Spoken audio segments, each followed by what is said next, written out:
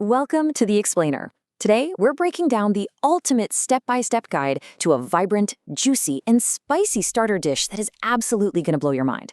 We are talking about chili garlic Tawa chicken.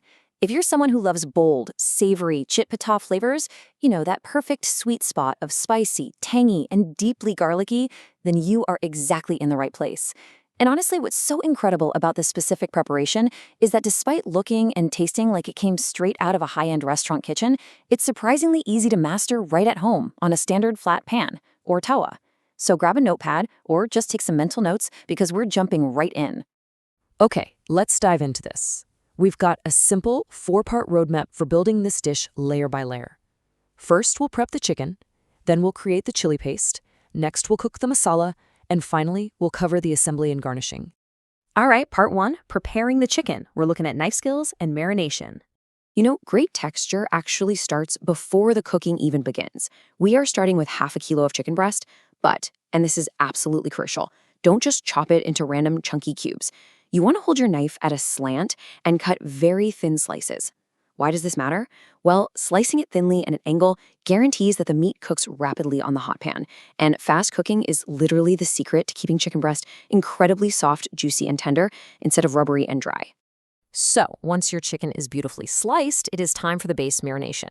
You're going to mix that chicken with a bit of salt to taste, 1 teaspoon of vinegar, which actually helps tenderize the meat, 1 to 1.5 tablespoons of a crushed ginger, garlic, and green chili paste for that sharp aromatic bite, and 1 teaspoon of Kashmiri red chili powder. This initial coat is essential, guys. It builds the foundational flavor profile so the chicken isn't totally bland on the inside while the outside carries all the heavy sauce. Now, when it comes to marination time, you've got a few options. If you're in a total rush, a 15-minute quick prep actually works fine, simply because we slice the chicken so thinly. 30 minutes is kind of your standard countertop rest. But if you have the time, leaving it for 2 or more hours in the fridge will significantly tenderize the meat. While that chicken is resting, let's move on to our next critical component. Part 2, creating the chili paste. This right here is the secret to that vibrant signature color. And the magic number today? 15. You're going to need exactly 15 whole Kashmiri red chilies to create the perfect volume of base paste for this half-kilo recipe. Now, you might be wondering, why specifically Kashmiri chilies? Well, standard red chilies will just make your dish aggressively spicy, and they usually leave you with a duller color. Kashmiri chilies, on the other hand, are a total game changer. They provide this massive, gorgeous pop of bright red color, a very mild heat, and even a subtle sweetness. It gives you all the visual drama without making the dish overwhelmingly spicy to actually eat. Transforming those dried chilies is a really simple sensory process. First, slit them open and get rid of the seeds. Then, soak them in hot water for about 30 to 60 minutes. You'll actually be able to watch them puff right up as they rehydrate. Finally, pop them into a blender with just a splash of water and grind them into a perfectly smooth, intensely bright red paste. This paste is basically the absolute soul of our dish. Okay, part 3, cooking the masala. Let's build that savory foundation. The real action starts right here. Get a wide pan or a tawa nice and hot with 2 to 3 tablespoons of oil. Once it's shimmering, you drop in a very generous 3 to 4 tablespoons of finely chopped garlic. Remember, this is a chili garlic chicken, so we want that garlic to hit the hot oil and fry beautifully. Once it's sizzling and fragrant, stir in that bright red chili paste we just made. Let that cook for just a moment, and then add in 1/3 of a cup of whisked curd or yogurt. Okay. Listen up, because this is a massive pro tip. Always whisk your curd until it is completely smooth before it touches that hot pan. If you just drop curd straight from the container into sizzling oil, the thermal shock is going to cause it to split instantly. And that leaves you with these really unappealing, grainy lumps in your beautiful masala. Whisking it first guarantees a silky, rich sauce. Next up, we build our dry spice mix. We're adding salt to taste, half a teaspoon of earthy garam masala. And here's where the actual heat comes in, 1 teaspoon of standard spicy red chili powder. Remember, our Kashmiri paste was mostly for color and sweetness. Finally, add a literal pinch of sugar. That tiny little bit of sweetness magically rounds out the heavy garlic, the tangy curd, and the spicy heat. It creates perfect harmony. Now you just let the fire do the heavy lifting, but keep your eyes on the pan. The absolutely essential visual cue you're looking for here is oil separation. You need to cook this thick masala for about 7 to 8 minutes until you quite literally see the oil releasing and pooling at the edges of the paste. That tells you the raw flavor of the spices has cooked out entirely.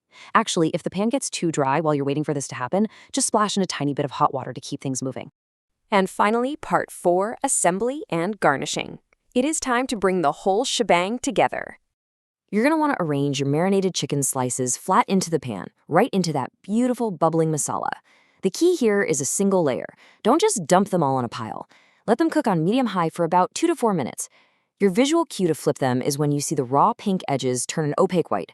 Once you see that, flip every single piece, allowing that rich, thick masala to beautifully coat the seared meat. And this brings us to a brilliantly simple technique: charring.